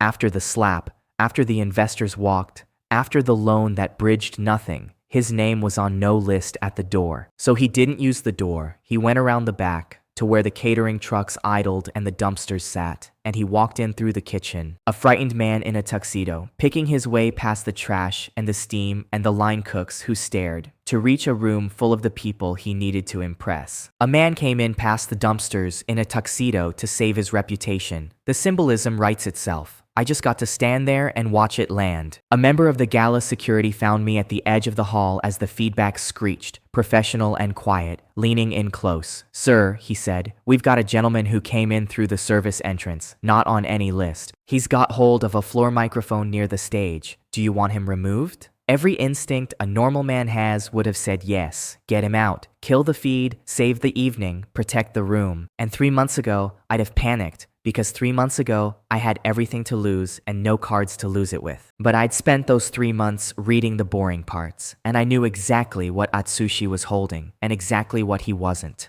Good, I said. The security man blinked. Sir? You want me to? No, I said. Leave him. Let him talk. Because here's the thing about a man who breaks into a room to expose someone. He can only expose what he actually knows. And Atsushi had spent a week digging into Rei's contracts, her holdings, her every last thing, and in all that frantic digging, he had never once thought to look at his own. He looked like he was about to ruin me as he raised the microphone, his face shining, the whole crowd swinging toward him. He has no idea he's standing on the one trapdoor in the building, and that he walked across the entire city tonight, through a kitchen, past the garbage, just to find it and stand on it. I'm not going to push him. I don't have to. He came all this way to jump. Good, I said again, softly. To no one, and I didn't move to stop a single thing. Rei came up beside me, read my face, read the calm on it, and understood. I watched her understand that whatever was about to happen, I'd already known it was coming, and I'd already decided to let it. She didn't ask. She just stepped back, into the dark at the edge of the stage, and waited for her cue. People kept asking me afterward whether I'd planned it, the kitchen, the microphone, all of it.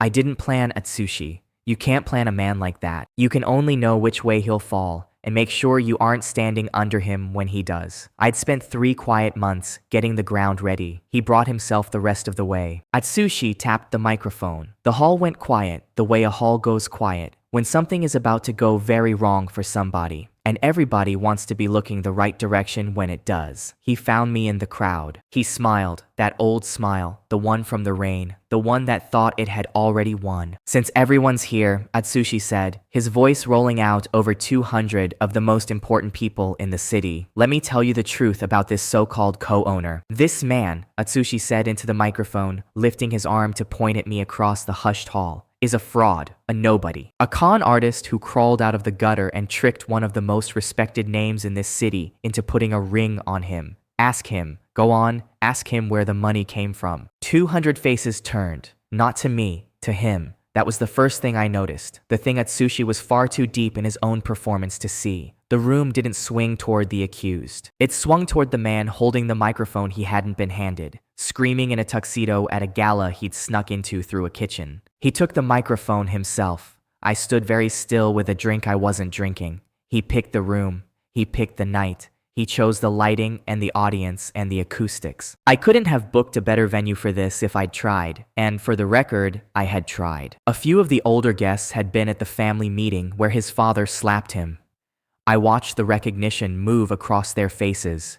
They were watching the second act of a man coming apart, and they knew it. Money has a long memory for weakness. It was already pricing him out of every room in the city. Ask him, Atsushi said again, louder, because volume was the only tool he had left and he'd always confused it for strength. He has no business, no name, no history. He appeared out of nowhere. Doesn't that bother any of you? A man with no past, suddenly co-owner of a 4 billion holding? Use your heads. I didn't say anything. That was the whole strategy. If you can call standing still a strategy. A guilty man explains. A guilty man rushes to the front, grabs the mic back, lists his credentials, begs the room to believe him. I did none of it. I just let him talk, and every second I stayed silent, the question in the room quietly changed shape. I'd learned that trick on the night shift, of all places. When a customer screams that the register cheated him, the calm one wins every time. Not because he's right, but because panic is the tell. The man who's lying is the one who can't stop talking, and Atsushi could not stop talking. Why is he the one shouting? A woman near me murmured to her husband, not quite quietly enough. The husband didn't answer, but he took a small step back from the open floor, the way people instinctively back away from someone who's started to come apart in public. One of the older investors did the same, a slow, careful step. Away from Atsushi, the calm older investor, the dangerous one from the family meeting, didn't step back. He did something worse. He took out his phone, not to film, but to make a call, turning quietly toward the wall. When a man like that starts making calls in the middle of your speech is already over. You just haven't been told yet. Keep going, I wanted to tell him. You're doing great, honestly. Don't let me interrupt. The investors near the front had gone very still. The stillness of people running numbers behind their eyes. None of them had come to back a man who screamed, "Money likes quiet." And it had just watched Atsushi prove he had none of it left. Phones had come up all over the room, dozens of them, glowing, lifted, and every single lens was pointed at Atsushi, not at me, the supposed fraud, at the man making the scene. He thought he was broadcasting my exposure to the city. He was, in fact, recording his own in high definition from 40 different angles for an audience that would include people he very much did not want watching. Because that's the thing nobody tells you about making a scene to destroy someone. The recording doesn't care who you meant it to be about. It captures whoever's loudest. And in a city this size, a video of a sweating man screaming about fraud at a 4 billion gala does not stay in the room. It was already leaving the building, frame by frame, hunting for the worst possible eyes to land in front of. Off to the side, I caught sight of Sora. She'd gone pale under the warm lights, and she was holding a glass of wine in a grip that had gone white at the knuckles. The wine trembled at the rim, a thin red shiver, threatening to spill. She didn't drink it. She just held it, staring at the scene, at Atsushi, at me, at how completely unbothered I was. And slowly, carefully, she set the untouched glass down on the nearest table like it had become too heavy to hold. For years, I'd watched her read a room. She was good at it. Better than Atsushi, always had been. And right now, her reading was screaming at her, and she was the only person on his side of the line who could feel the floor going. Her eyes went to the exits. She didn't move. There was nowhere left in that hall to stand that wasn't already on camera. You think because you put on a nice suit you belong here? Atsushi went on, sweat shining at his hairline now, the microphone shaking slightly in his hand. I know what you are. I've known since the rain. You're nothing. You were always nothing. And I can prove it, while he swung the mic toward the dark where Ray stood, sits there and protects her little investment. Investment. He'd reached, without knowing it, for her exact word, and the irony of it landed somewhere behind my ribs. I kept my face still. Ray, in the shadows at the stage edge, did not move and did not speak. She wasn't frozen. She was waiting. There's a difference, and only one person in that room could tell. He won't even defend himself, Atsushi shouted, gesturing at me, taking my silence as the proof he needed instead of the trap it was. Look at him. A real man would deny it. Say something. Tell them you're not a fraud, or admit that you are. Prove me wrong. Go on. Prove it in front of everyone. Right now. There it was. The thing I'd been waiting for him to say without ever once prompting him to say it. Prove it in front of everyone. He just demanded, into a live microphone, in front of 200 witnesses and 40 phones, that the truth be put on display. The whole room, right now. I almost felt a flicker of something like gratitude. I hadn't had to maneuver him, corner him, or bait him into a single thing. He'd done the entire job himself, out loud, at full volume, and then signed it by demanding the proof be shown. All I'd had to do was not panic, and wait for him to ask for the one thing I'd already brought. My hands were steady. I noticed it the way you notice weather. 3 months ago, standing in front of this same man on that wet street, they hadn't been. Same enemy, same contempt rolling off him in waves. The only thing that had changed was that this time I knew something he didn't, and knowledge, it turns out, is the only thing that ever actually steadies a hand. I looked at him for a long moment, then I turned my head, just slightly, toward the security man still hovering at my shoulder, awaiting an instruction that hadn't come. I gave him the smallest nod. Not toward Atsushi. Toward the back of the stage, where the technicians were, where the big screen waited. Dark. Good, I said. One word. Quiet. Not into any microphone, just to the man beside me, and to myself, and maybe to the version of me 3 months back, soaked on a bench, who could never have imagined saying it like this. Atsushi was still talking, still demanding, his voice climbing toward a peak it would never reach. And then the lights went down, not all at once. They dimmed, smooth and deliberate, the way the lights go in a theater right before the part you bought the ticket for. Atsushi's voice faltered in the sudden dark, and I'm telling you all that this— Wait, what? Why is it? The microphone caught his confusion and threw it across the whole silent room. He had asked me to prove him wrong.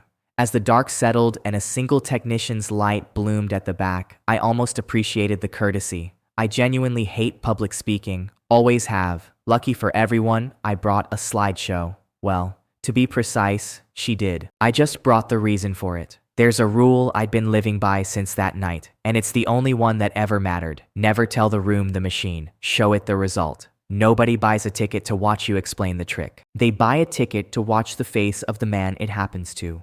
So I'd built no speech. I had a screen, a lawyer, and a man who just demanded the lights come find him. A beam of white snapped on, throwing a hard column of light across the hall and onto the enormous screen above the stage. Still blank, still waiting. And out of the darkness, calm and unhurried and absolutely certain, came Ray's voice, not shouting, not even raised, carried on a microphone she'd picked up the moment his went useless. Since we're all so interested in the truth tonight, Ray said, and you could have heard a pin drop onto the carpet, let's look at the screen. What screen? Atsushi said. His voice had changed. The bluster had thinned out of it, and underneath was something smaller, something that had just felt, for the first time, the floor flex beneath his feet. He turned toward the blank rectangle of light above him. What is this? What are you? There's nothing to show. There's nothing to— He kept saying nothing. There's nothing on that screen. She's bluffing. This is a trick. It's a stunt. There's nothing. He said it the way a man keeps flipping a light switch in a house where the power's already been cut. As if the word itself could drag the room back to the way it was a minute ago, when he was still the one holding the floor and the night was still his to win. I watched him there, lit from above by the cold beam, alone in the middle of a floor he'd cleared himself, a microphone dying in his hand. He still didn't understand. That was the part I'd never be able to explain to anyone afterward. That right up until the last second, he thought he was the one running the room. He'd brought himself here. He'd cleared the stage. He'd demanded the proof. He'd done every single piece of the work, and he still thought he was winning. Ray stepped forward into the edge of the light, unhurried, every movement precise. She didn't look at Atsushi. She looked at the room, at the investors, the cameras, the 200 people who'd come to celebrate a merger and were about to get a far better story. And then she looked for just a second at me, in the dark at the side of it all, and something passed between us that the contract had never had a clause for. For 1 second, she wasn't an heiress, and I wasn't a contract. We were just two people who'd found each other across an enormous cold distance, who both knew exactly what the next 90 seconds were going to do, and who had decided, separately, and then together, to let it happen. Then the second passed. She turned back to the room and became the blade again. Some of you have asked where my husband came from, Ray said. What he owns, what he's worth. It's a fair question. I don't like leaving fair questions to gossip. She nodded once to the technician. So, no more whispering. Let's all read it together, off the same page in the light. The big screen flickered. A logo resolved. Then a header, stark white letters on black, beginning to load. Across the hall, the murmur rose and then died. 200 people leaning in toward the same glowing rectangle. Phones lifting again, every lens swinging now from Atsushi to the screen above him. I'd seen that header 100 times in the small hours, alone with a laptop and a cold coffee, building the boring, methodical, unglamorous thing that was about to fill a wall 3 stories tall. It had never once looked dramatic on my screen. Funny what a good projector and 200 held breaths can do for a few rows of numbers. Atsushi had asked the room a real question, by accident. In all his shouting, where did the money come from? The screen was about to answer it. Not with a story about me, with a story about him, told in his own numbers, in his own hand. The best reveals were never really about the hero anyway. They're about finally seeing the villain in full light and realizing he'd been standing in it the whole time. Atsushi turned to face it too, because what else could he do? And the cold light washed over his upturned face, and his mouth was still half open around a sentence he'd never get to finish. Somewhere in the dark, Sora had stopped breathing, and I stood at the edge of it all, hands in my pockets, and waited for the room to read out loud the one thing Atsushi had never thought to check. His own name, and whose hands his debts were sitting in. The screen finished loading, and the whole hall read it at once. A lawyer had stepped up beside Ray in the cold light, a thin folder open in her hands. When the room had gone as quiet as a room that size can go, she began to read, not loudly, just clearly, the way you read a verdict. I'd asked Ray for one thing when we planned this, the only request I made the whole time. No gloating from the stage, no speech about justice. Just read it flat, like a balance sheet, and let the room do the feeling. A fact lands harder when nobody decorates it. She'd agreed before I finished the sentence. I think she'd been waiting her whole life to meet someone who understood that. Over the past several weeks, the lawyer said, every outstanding loan, lien, and debt obligation issued in the name of Atsushi and his family's holdings has been acquired. Quietly, legally, in full. She paused. The screen showed it in plain rows. Names, dates, amounts, the dull architecture of a man's whole life of borrowing. Every loan bearing Atsushi's name is now held by a single party, and that party is in this room. The hall exhaled. It was a strange sound. 200 people breathing out at the same time, half gasp and half something darker. The sound a crowd makes when it realizes the man it was about to pity is actually the man who walked in already finished. Phones rose higher. Nobody was pointing them at me. They didn't have to. The screen was doing all the work. An older woman near the front pressed a hand to her mouth. A man I recognized as one of the merger's own sponsors quietly stepped sideways, putting distance between himself and the space where Atsushi stood, as if proximity had just become a liability he could be billed for. In a single minute, the most powerful room in the city had finished recalculating exactly who everyone in it was. That's impossible, Atsushi said, his voice barely carried now. He was staring up at the rows of his own debt, lit 3 stories tall, and his face was coming apart in slow motion, the confidence sliding off it like something that had only ever been painted on. No. You can't just, those are private. Those are held by banks. By who? Who holds them? Say the name. Say it. It was the most honest thing he'd said all night, and he didn't even know it. Who holds them? He'd spent a week tearing through every contract Ray owned, every holding, every last thing, certain the danger was somewhere in her empire. It never once occurred to him to look down, at the ground under his own feet, at the debt with his own name on it.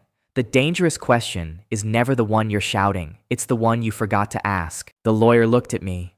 The whole room, slowly, followed her eyes into the dark at the side of the stage, where I'd been standing the entire time, hands in my pockets, saying nothing. The cold light found me, 200 faces turned, and for the first time all night, I let them look.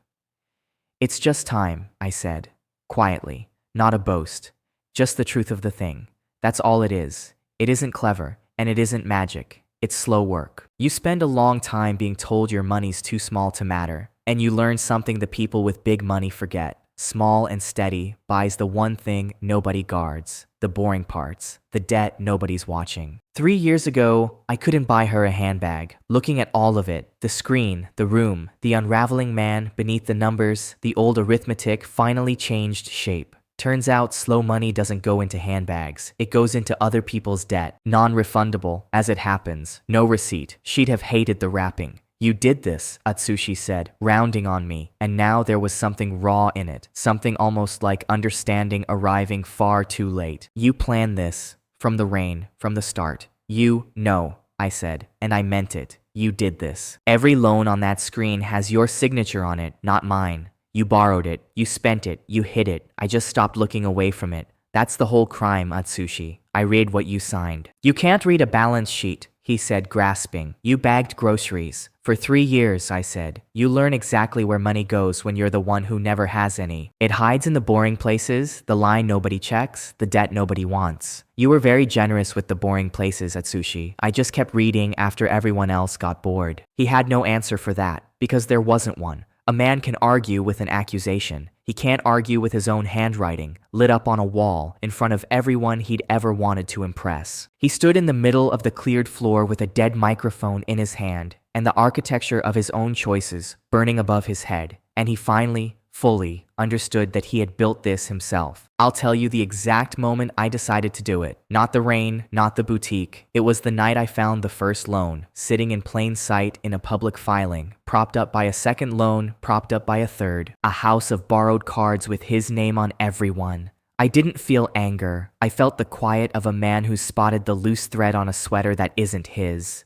You don't pull it to be cruel. You pull it because it's there, and because someone spent a long time pretending it wasn't. And then, at the back of the hall, the big doors opened. Not the kitchen doors this time, the main ones. And a small group of people came in out of the night, unhurried, unsmiling, the kind of people who never need to raise their voices because the room rearranges itself around them on sight. They had badges. The murmur changed pitch. Atsushi turned toward the sound of the doors, and the last of the color left his face. They crossed the floor without hurry. The crowd parted for them the way crowds do, folding back from a thing they don't want to be standing next to. The one in front held up identification that caught the cold light. "Financial crimes," she said, evenly, to the room and to no one. "We're looking for Atsushi." He wanted the room to hear the truth. The room heard it as they closed the distance. The room heard it. He should have read the fine print on the microphone before he booked it. Some venues come with a follow-up act you didn't order. And here's the thing I'd want on a witness stand. I hadn't called them. I didn't tip off the financial police, didn't whisper in anyone's ear, didn't send so much as an email. They'd been building their case for months in their own quiet building. All Atsushi did tonight was stand up on 40 cameras and scream his own name across the city until it reached the one room I could never have reached for him. "Atsushi," the officer said, stopping in front of him, "we have a warrant. 12 counts of fraud, falsified filings, misrepresented obligations, diverted investor funds. The investigation predates tonight by months. We'd ask you to come with us quietly. Given the audience, I'd take that offer if I were you." 12 counts, months. The words landed on the room with weight because they meant the one thing that mattered. This wasn't mine. I hadn't invented it, planted it, or paid for it. The fraud had been real and growing in the dark for a long time before I ever sat soaked on a bench. All my screen had done was turn the lights on in a cage Atsushi had spent years locking himself inside. That was the part I needed the room to understand, and the part the screen made undeniable. I didn't ruin Atsushi. The timeline ruined Atsushi. The first count predated the rain. The first lie predated me. I was a stranger he chose to humiliate on a wet night, and the only thing I ever did to him in return was survive it and pay attention. Everything else, He signed himself. No, Atsushi said, backing up a step, his head turning, searching the crowd. No, there's been a mistake. This is a setup, she's father. He found him at last, near the front, where the old man had arrived in time to watch the screen. In time to watch all of it. Father, tell them who we are. Tell them this is a mistake. Father, please. The father did not tell them anything. He looked at his son across the cold, bright floor, at the boy he'd slapped, the boy he'd covered for, the boy whose loans were still glowing on the wall above them both. And then, slowly, deliberately, the way you set down something you can no longer carry, he turned his face away. He gave his son the one thing he had left to give him, which was nothing. And that, not the badges, not the warrant, not the 12 counts, was the moment Atsushi actually broke. I saw it happen. The arrest he might have survived. Men survive arrests, hire lawyers, give interviews. But his father, turning away in front of everyone, took something out of him that no verdict ever could. He'd spent his whole life performing for that man's approval, and he'd just watched it leave the room before he did. Atsushi made a sound I won't try to describe.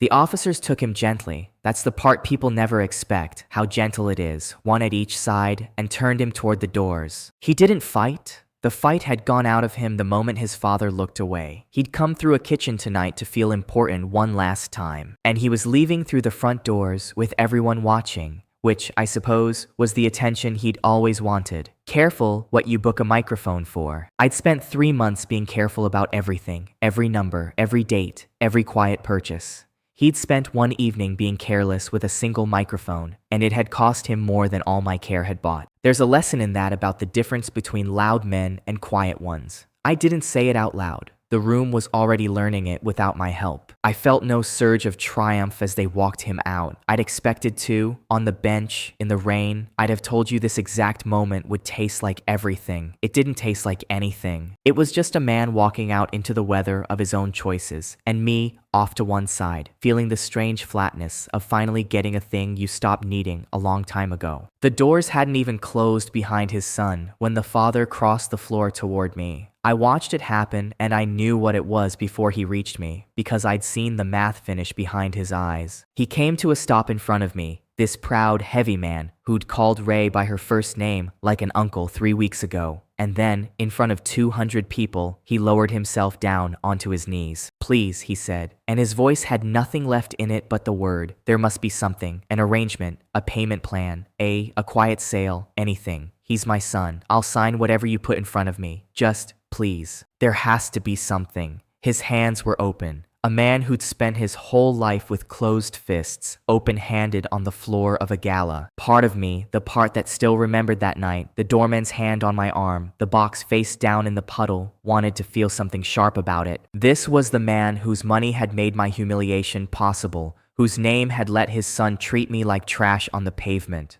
But the man on the floor wasn't a symbol anymore. He was just old and frightened and out of moves. It's hard to hate a thing that small. I looked down at him, and I didn't enjoy it, which surprised me. There's no pleasure in watching a father break. The cruelty in this family had always flowed one direction, from the top down, and now here was the top, on the marble, asking a man he'd never once noticed for a mercy the system wasn't going to grant. I opened my mouth, though I had no idea what I was going to say. I knew what I wasn't going to do at least. I wasn't going to make him beg longer just to enjoy it. That was a line I'd drawn for myself somewhere around the boardroom, without ever saying it out loud, that whatever I became on the way up, I would not become a man who made people kneel for sport. Every enemy in this story thought cruelty was a kind of strength.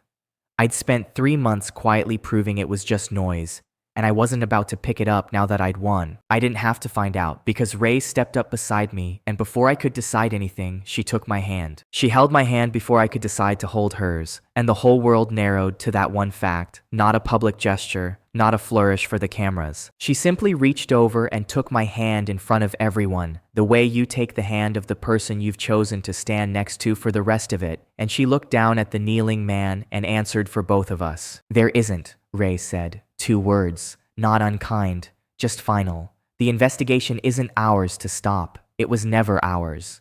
Your son did this, over years, with his own name. We didn't build the cage. We just stopped paying the people who kept the door oiled. She didn't let go of my hand. Get up. Kneeling won't help him, and it's beneath you. Whatever else is true, it's beneath you. A billionaire had just taken my hand in front of 200 people, and all I could think about was that my palm was sweating. Some analyst, the numbers I can read in any room, and I still can't get my own hands to behave. She didn't seem to mind. She held on tighter, if anything, like she'd felt the nerve in it and decided to stay. Rule 1, I said to her, very quietly, just for us, under the noise of the room. No feelings. Her thumb moved once across the back of my hand. I'm terrible at my own rules, she said, not looking at me, still facing the room, still perfectly composed. It's the one flaw I allow myself. And that, from Ray, was the closest thing to a love letter the English language was ever going to pry out of her. Around us, the room was emptying in that stunned, careful way crowds leave a place where something enormous has happened. Quiet, not meeting each other's eyes, already rehearsing how they'd tell it. By morning, the whole city would have a version. None of them would get the part that mattered, which wasn't the debt, or the badges, or the slide. It was a woman's hand, taken first, in front of everyone, with nothing to gain by it. The only move all night that wasn't strategy. And at the edge of the crowd, I saw Sora. She'd watched Atsushi go. She'd watched the father fall. And now she watched Ray's hand close around mine. And something went out of her face entirely. The last flicker of the story she'd been telling herself. The one where she'd traded up. The one where she'd chosen right. Her phone slipped out of her fingers. It hit the marble with a crack. She didn't bend to pick it up. She just stared at the screen above us, at the rows of ruined numbers, and not at the phone at her feet, because the phone wasn't where the loss was. She was waiting outside the holdings office a few days later, near the glass entrance, in a coat that was a season old and no longer pretending otherwise. I almost didn't recognize her. Sora, without the armor of borrowed money, was just a tired woman standing in the cold. And I'd spent so long imagining her triumphant that the real thing caught me off guard. Word of the gala had gone everywhere by then. 40 phones had seen to it. The video of Atsushi screaming into a dying microphone had its own life now. Somewhere under it,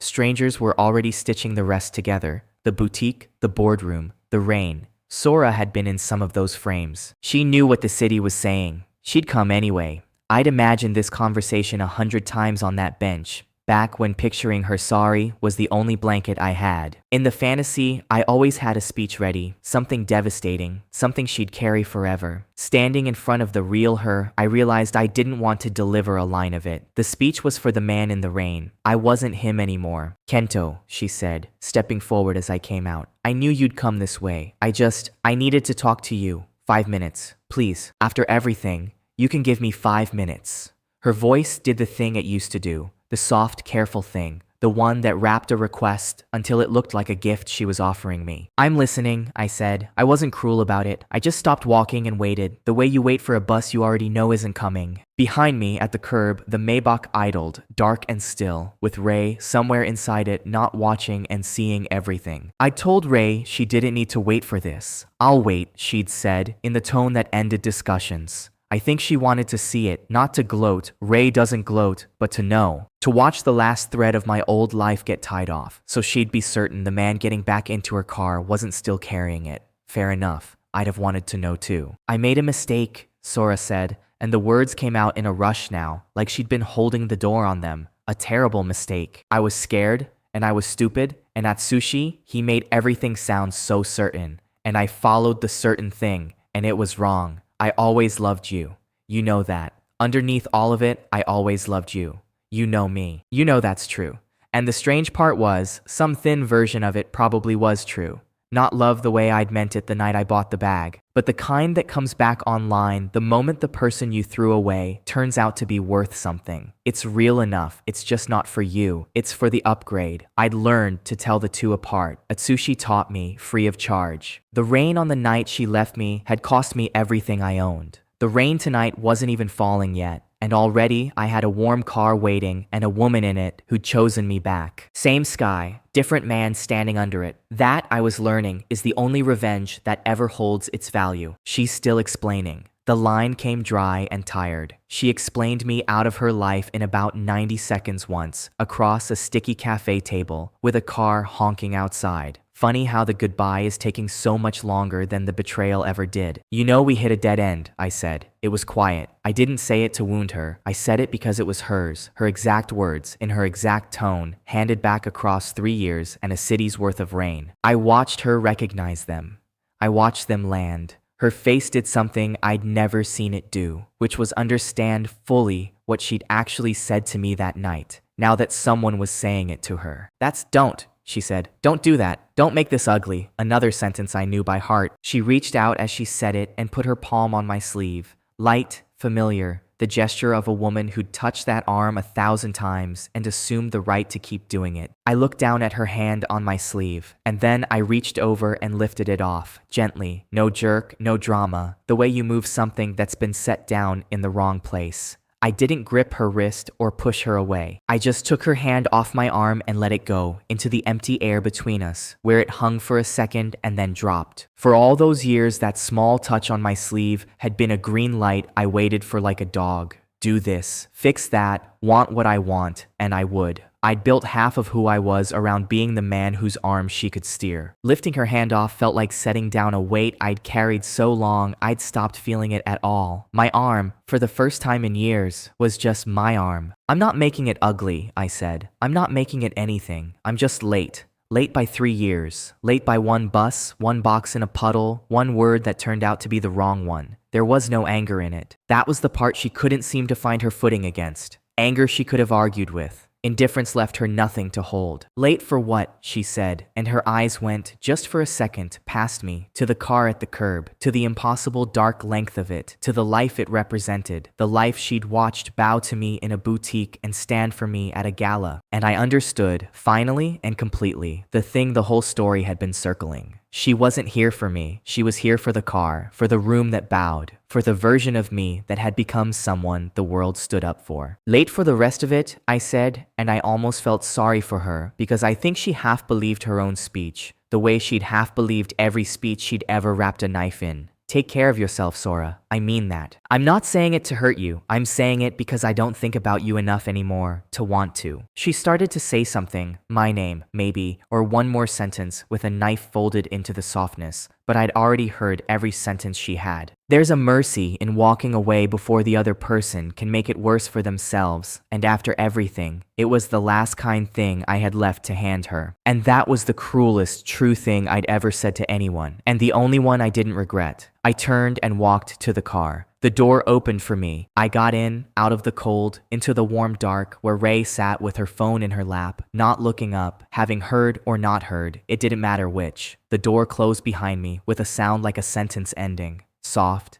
final, expensive. The car pulled away from the curb, smooth and unhurried, and through the window I watched Sora get smaller in the side mirror, standing alone on the pavement outside a building that would never hold a chair with her name on it. And as we drove, the first drops hit the glass, then more. Then the city blurred into that familiar gray wash, and it was raining again, exactly like the night it all began. She'd traded a hard-working man for a shortcut, and the shortcut had walked her right back to the exact spot where she'd started, except now she was the one with nothing, and no headlight was slowing down for her. I didn't arrange that. Nobody did. It's just where the road goes when you spend your whole life trying to skip the part where you earn it. I used to think the rain that first night was the cruelest part, the cold of it, the way it soaked through everything I owned while I sat there with nothing left. I had it backwards. The rain was just weather. Weather doesn't care who you are. It falls on the man in the Maybach and the woman on the bench exactly the same. What changes isn't the rain. It's whether somebody's coming to get you out of it. 3 years ago, I had waited at a bus stop in this same rain for the last bus of the night, watching the water run sideways across the window. Tonight, a car waits for me instead. The funniest part, and it took me this long to learn it, is that the rain was never the punishment. The cold seat was. And the cold seat belongs to whoever's left there waiting. I didn't say any of that out loud. Ray had set her phone down. She was looking out her own window at the rain, and for a long moment, neither of us spoke. And the quiet was the comfortable kind now. The kind that doesn't need filling. The wipers kept their slow time. The city slid past, washed and shining, and, for once, entirely beside the point. My mind went to the version of me on that bench at the very bottom, the one who turned his phone off and closed his eyes and decided he had nowhere left to fall. I wished I could tell him to keep his eyes open one more minute. That a car was coming. that the worst night of his life was, against all odds, also the first night of the rest of it. But he wouldn't have believed me.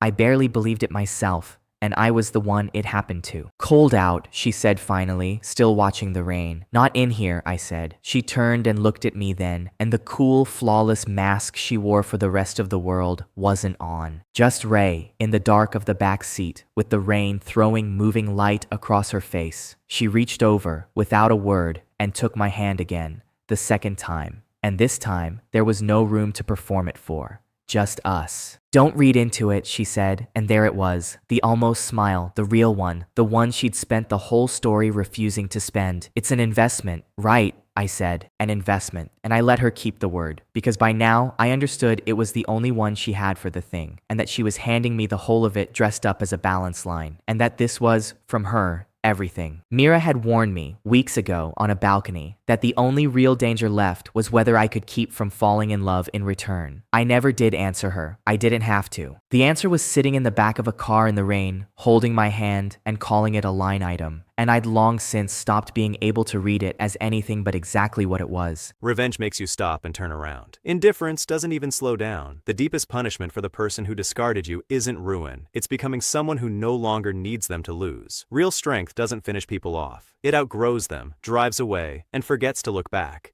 We didn't drive past the bus stop on purpose. The city just routes that way, and the rain had thickened, and as we passed, I saw it through the streaked glass, the broken shelter, the bench with the missing slat, the flickering sign. The exact place I'd hit the bottom of my life, with a soaked paper bag and nothing left to lose.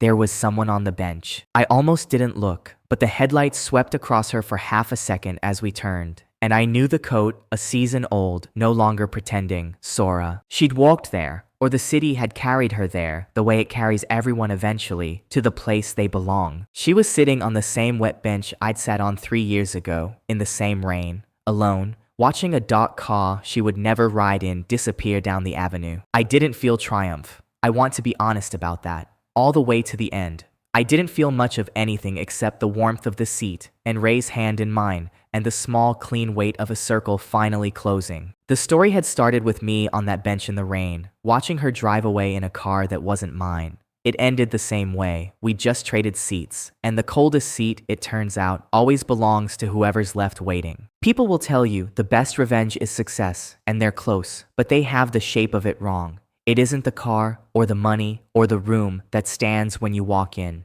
It's the not needing. It's reaching a place where the person who broke you could walk back in tomorrow and the temperature in the room would change by exactly nothing. That's the whole prize. Everything else is just the wrapping. The headlights found the far end of the avenue. The rain came down on the empty shelter and the woman on the bench and the city that had never once looked at either of us until now. I reached over and took Ray's hand properly this time, lacing my fingers through hers, no contract clause to hide behind. She let me. Outside, the bench and the rain and the woman on it slid backward into the gray, smaller and smaller, until the window held only the lights of the road ahead. And the car carried us forward, into the warm dark, away, and did not slow down, and did not turn back.